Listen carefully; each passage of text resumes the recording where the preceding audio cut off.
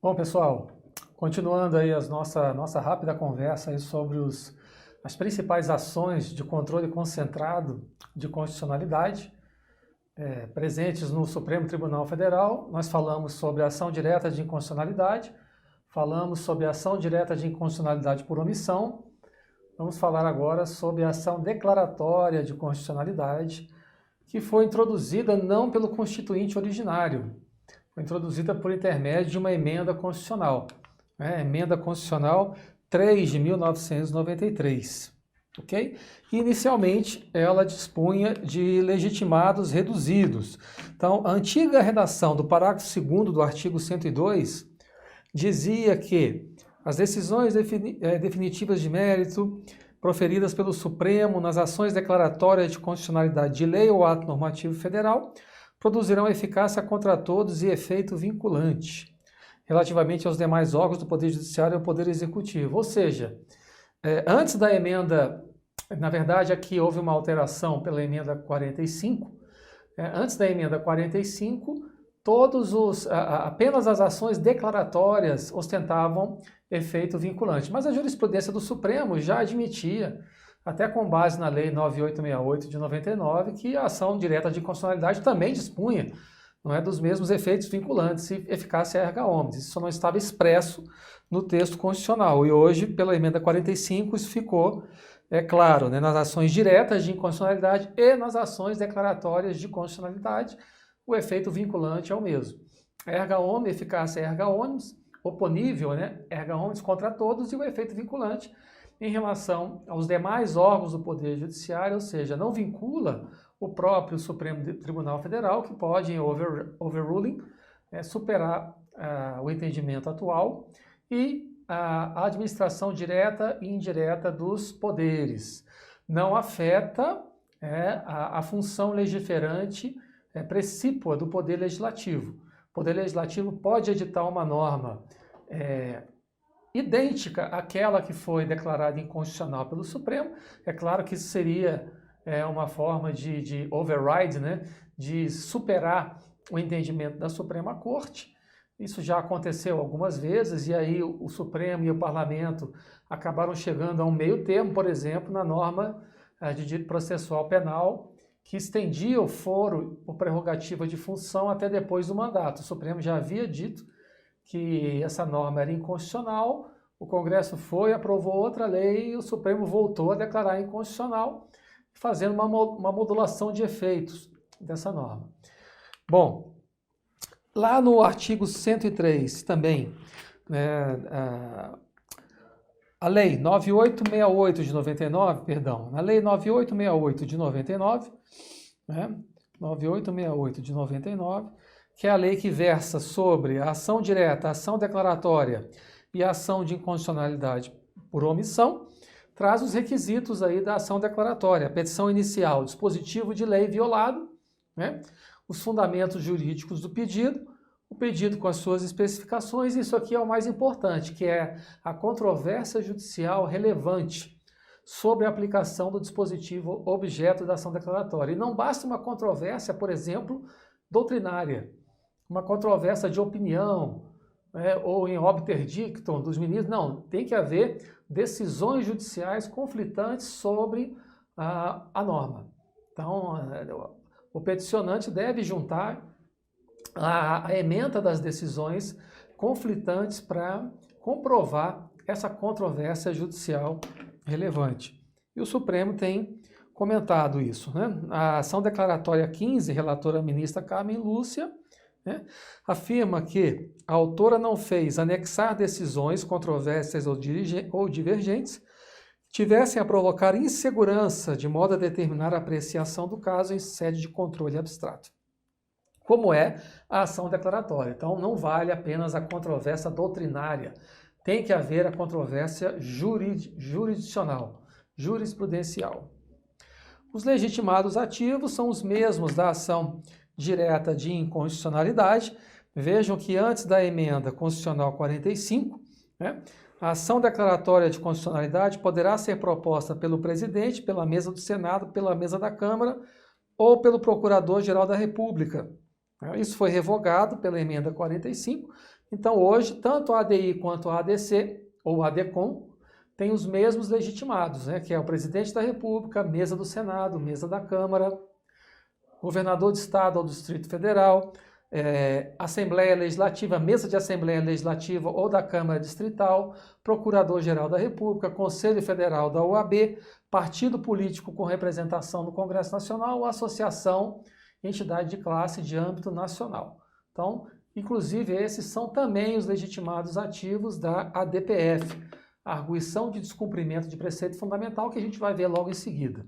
Bom, a ADECOM também admite medida cautelar, prevista lá no artigo 21 da mesma lei 9868, de 99, por maioria absoluta, poderá deferir pedido de medida cautelar, mas essa medida cautelar, ela não vai suspender a norma, porque o que você está objetivando aqui não é declarar a constitucionalidade da norma. Então, se você está buscando declarar a constitucionalidade, a integridade de uma norma, então você não pode mandar suspender a vigência da norma.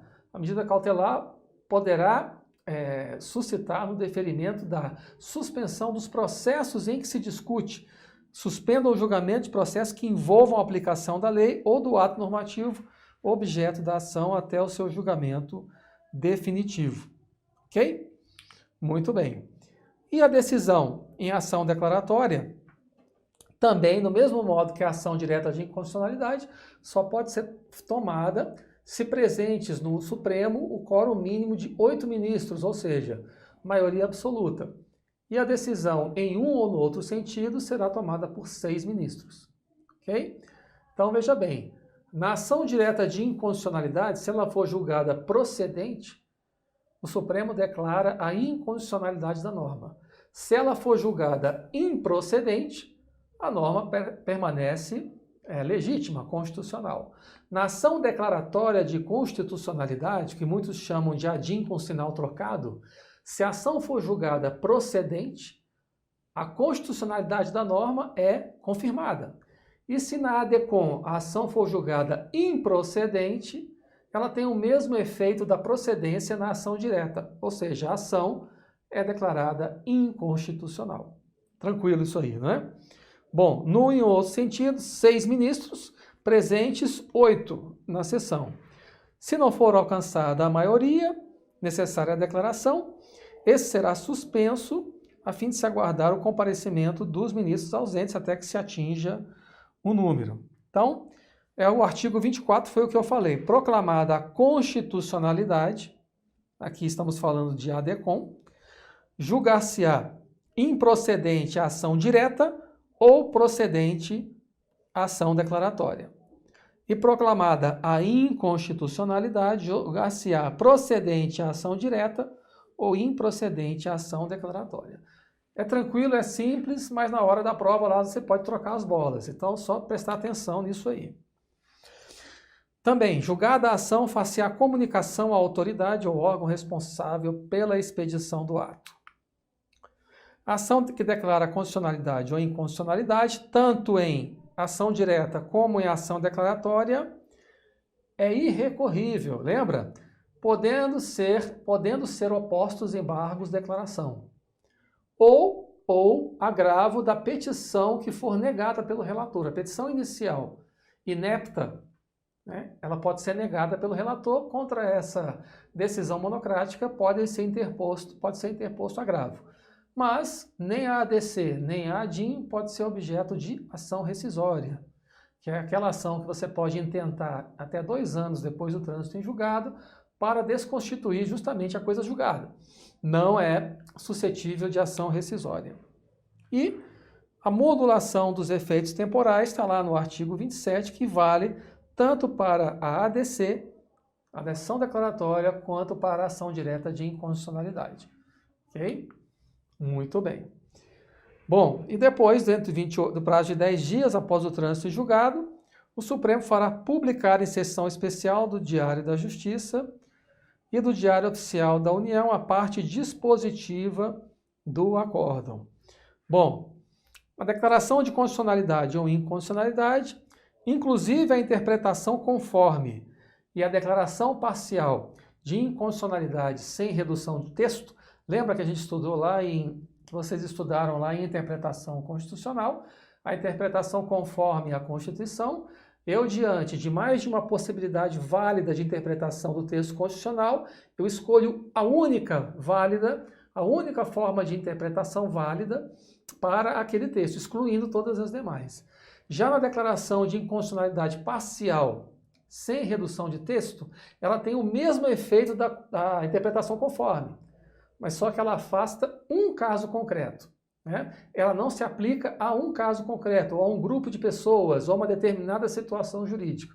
Essa diferença sutil. Todas elas têm eficácia contra todos e efeito vinculante em relação aos demais órgãos do Poder Judiciário e da administração pública direta e indireta dos 3 entes da Federação. Lembrando que o Supremo considera que os efeitos da ação direta ou da ação declaratória começam a viger a partir da publicação da ata de julgamento na imprensa oficial, ok? Os efeitos da ação declaratória ou da ação direta começam a ter vigência a partir da publicação da ata de julgamento na imprensa oficial, certinho? Bom, também não se admitirá a intervenção de terceiros no processo de ação declaratória, assim como na ADIM, não pode ter, não é? Nomeação à autoria, né, oposição, assistência, denunciação à lide, ok? Chamamento ao processo, mas você pode ter o amigo da corte, o amicus curiae. Né?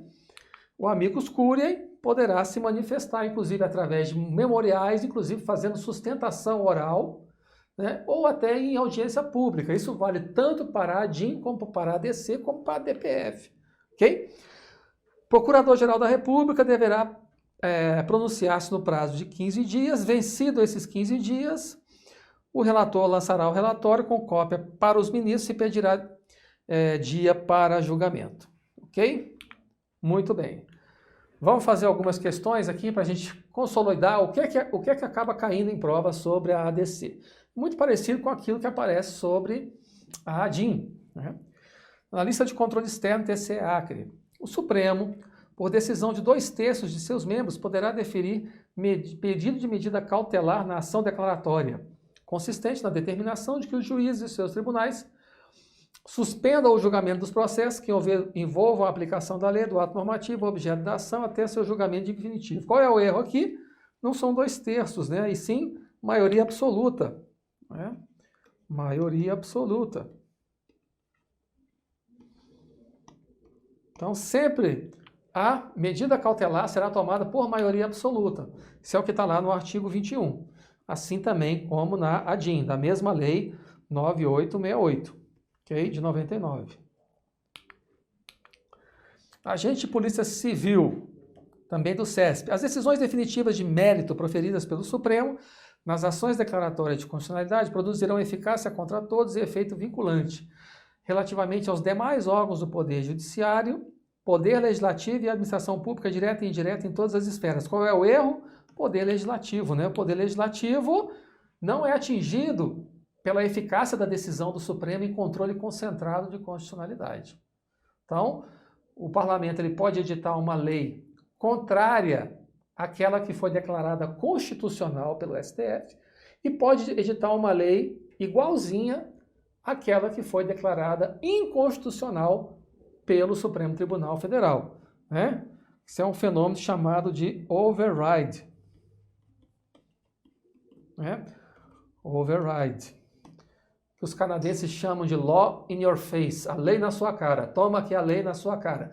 Então é o parlamento se insurgindo contra aquilo que eles acham que o Supremo se manifestou de uma forma ativista, ou que não deveria ter se pronunciado. Que muitas vezes o próprio silêncio do parlamento ele é eloquente. Às vezes o parlamento não está querendo se debruçar sobre aquele assunto, mas o judiciário é provocado pelo princípio do non liquer, o judiciário é obrigado a se manifestar sobre aquilo. Ele pode ter uma posição de autocontenção, dizer, olha, quanto a esse aspecto não vou me pronunciar, aguarde o parlamento. Ele pode declarar constitucionalidade, inconstitucionalidade total ou parcial da norma, né? Se houver omissão, pode assumir, inclusive, uma posição concretista de determinar a edição da norma ou dizer qual o direito aplicável. Promotor de Justiça de Santa Catarina. A ação declaratória de constitucionalidade poderá ser proposta pelo partido político com representação no Congresso ou por confederação sindical de âmbito nacional, correto, né? Desde a emenda constitucional 45, né, foi ampliado o rol de legitimados ativos da ação declaratória para ficar igual ao da ação direta de inconstitucionalidade, lá do artigo 103 da Constituição, ok? Promotor de Justiça do Ministério Público do Paraná. Comissão examinadora. A ação declaratória de constitucionalidade foi originalmente introduzida em nosso ordenamento jurídico pela Assembleia Nacional Constituinte de 1988. Não, foi introduzida pela Emenda Constitucional 3 de 1993, ok? Então, está lá no artigo 103, a antiga redação, processar e julgar originalmente ação direta de inconstitucionalidade de lei ou ato normativo federal ou estadual. A emenda número 3 incluiu a ação declaratória, mas apenas de lei ou ato normativo federal. Cuidado, apesar de ser uma ADIM com sinal trocado, a ação declaratória não se indica, né, não há sindicância de constitucionalidade de uma norma estadual. Okay? Apenas normas ou atos normativos, lei ou atos normativos federais, na ADC ou ADECOM. Ministério Público do Rio Grande do Norte. Qualquer decisão proferida pelo STF em ação declaratória de constitucionalidade produzirá eficácia contra todos e efeito vinculante relativamente aos demais órgãos do Poder Judiciário. Então, cuidado aqui, não é qualquer decisão, porque pode haver decisão em que haja uma restrição, ou, por exemplo, a decisão em medida cautelar. A decisão em medida cautelar poderá ser deferida pelo Supremo e haver, não é? E haver a possibilidade de que aquela decisão passe a ter efeito pro futuro, não imediatamente, ou que aguarde a decisão definitiva de mérito, ok? Então, nem sempre a ação declaratória, toda a decisão proferida pelo Supremo na ação declaratória, né, terá efeito contra todos e vinculante, ok? De acordo com o entendimento, procurador do município de Petrolina, de acordo com o entendimento do STF, a decisão declaratória de inconstitucionalidade de determinada lei ou ato normativo não produzirá efeito vinculante em relação ao Poder Legislativo, sob pena de afronta à relação de equilíbrio entre o Tribunal Constitucional e o legislador. Correto. O princípio da separação dos poderes impõe que o Poder Legislativo tem ampla autonomia para legislar, inclusive de forma contrária àquilo que foi decidido pelo Supremo Tribunal Federal. Okay? É o que decidiu o STF mais de uma vez, né? O efeito vinculante e a eficácia erga omnes, que qualificam o julgamento do STF, profere em sede de controle normativo abstrato, ou seja, tanto vale para a ADIM, quanto para a ADC, quanto para a DPF. Incidem unicamente sobre os demais órgãos do Poder Judiciário e os do Poder Executivo, não se estendendo em tema de produção normativa ao legislador, que pode, em consequência, dispor em novo ato legislativo sobre a mesma matéria versada em legislação anteriormente declarada inconstitucional pelo Supremo Tribunal Federal. Não é? Então, é aquele fenômeno lá de override que eu falei para vocês. Procurador ainda de Petrolina. A decisão que declara a constitucionalidade ou a inconstitucionalidade da lei ou do ato normativo em ação direta ou em ação declaratória é irrecorrível, ressalvada a interposição de embargos declaratórios, não podendo igualmente ser objeto de ação rescisória. Correto, a gente já viu isso aqui, que vale tanto para a ADIM quanto para a ADECOM. Lembrando que você pode ter o agravo, você pode interpor o agravo da decisão monocrática do relator que indeferiu a petição inicial. Ok? Aí o artigo 26, em ação direta ou em ação declaratória, é irrecorrível, ressalvada a interposição, na verdade é oposição de embargos declaratórios. Essa é a nomenclatura correta, ok? Passamos em seguida a falar sobre a ADPF.